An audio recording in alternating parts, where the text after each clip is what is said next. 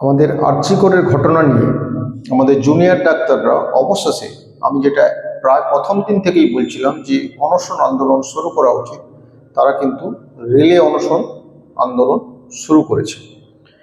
এটা যেমন একটা ভালো দিক, তবে আমি আরেকটা বলে রাখি, যেহেতু আমাদের প্রশাসন আমাদের কথা প্রায় কিছুই শুনছে না, কারণ তাদের সদিচ্ছার অভাব।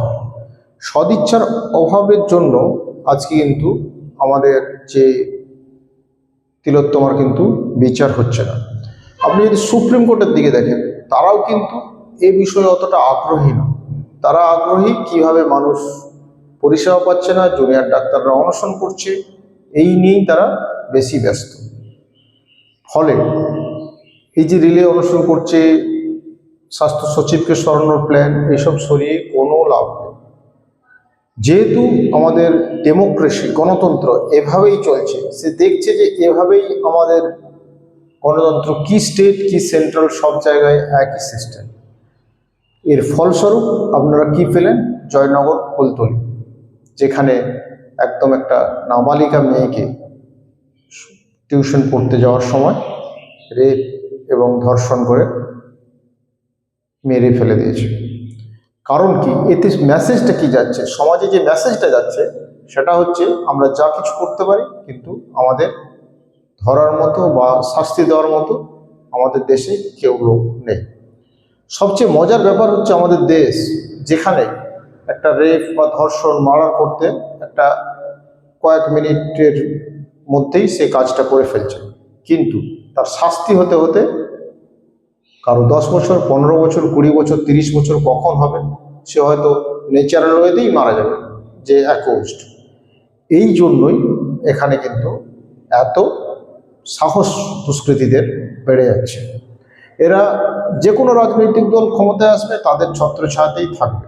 তাহলে আমাদের সমাজে মানুষ যতক্ষণ না সচেতন হচ্ছে, এইসব প্রবলেম থেকে কিন্তু নিস্তার পাওয়া সম্ভব নয়।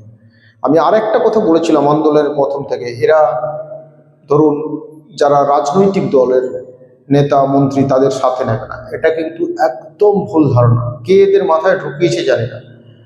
যদি তারা পতাকা ছেড়ে তাদের আন্দোলনে আসে, সে বিজেপি হোক, সিপিএম হোক, কংগ্রেস হোক, এসএসসিআই হোক, ইভেন তৃণমূলের যে কোনো নেতাই হোক, কোনো অসুবিধা নেই। সবাইকে সাথে নিয়ে, জনসাধারণকে সাথে নিয়ে যদি এরা আন্দোলন না করতে পারে, আমি অন্তত এই আন্দোলন থেকে কোনো কিছু ফ্রুটফুল রেজাল্ট হবে বলে আমি মনে করছি না। কারণ আমাদের বিচার ব্যবস্থা কিন্তু অত স্ট্রং নয়। বিচার ব্যবস্থার মধ্যে এত দীর্ঘসূত্রিতা এবং বিচারকদের উপর কথা বলার কেউ নেই, তারা যা পারছে তাই করছে। আমাদের ওয়েট অ্যান্ড ওয়াচ ছাড়া কিছু করার নেই।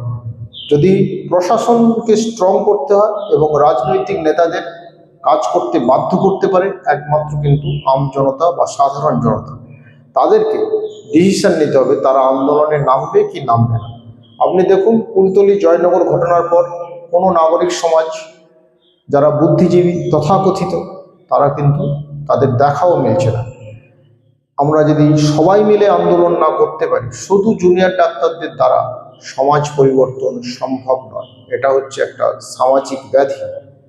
কারণ তারা দেখছে যে প্রশাসনের যেহেতু দুষ্কৃতীদের মাথায় হাত রয়েছে, সেই জন্য দুষ্কৃতীরা বিভিন্ন রকম দুষ্কর্ম করে বেড়াচ্ছে এবং এটা সমাজে উত্তর আরও বাড়তে থাকে। ফলে সমস্ত আপামর জনসাধারণ, সমস্ত বুদ্ধিজীবী, অ্যাক্রস দ্য পলিটিক্যাল পার্টি, সমস্ত জাতি ধর্ম বর্ণ নির্বিশেষে আমাদের সবাইকে কিন্তু জুনিয়র ডাক্তারদের সঙ্গে আমরা যদি সাথ না দিতে পারি, তাহলে কিন্তু আমরা আমাদের নেক্সট জেনারেশনকে একটা অন্ধকারাচ্ছন্ন পৃথিবীতে বা অন্ধকারাচ্ছন্ন দেশে রেখে যাব, যেখানে অনলি করাপশন এবং ইললিগাল অ্যাক্টিভিটি বেশি হতে থাকবে। এর ফলে আমাদের দেশে শিক্ষাসূচক, শিক্ষার মান সব কিছু পড়ে যাবে। সবচেয়ে বড় কেন বলছি কোর্ট কিছু করে না, কারণ আপনারা জানেন যে আমাদের এসএসসিতে যে এত বড় দুর্নীতি, এত লোক হচ্ছে পরীক্ষা না দিয়ে 2-4 নাম্বার, 3-4 নাম্বার, 5 নাম্বার পেয়ে চান্স পেয়ে গেছে, কিন্তু কোর্টের বিচার ব্যবস্থা হতে হতে অন্তত তারা মনে হচ্ছে ন্যাচারাল প্রসেসেই রিটায়ারমেন্ট পড়ে যাবে। ফলে আপনারা দেখুন, যদি জনসাধারণ না সচেতন হয়, এই সমাজ পরিবর্তন কখনোই সম্ভব নয়।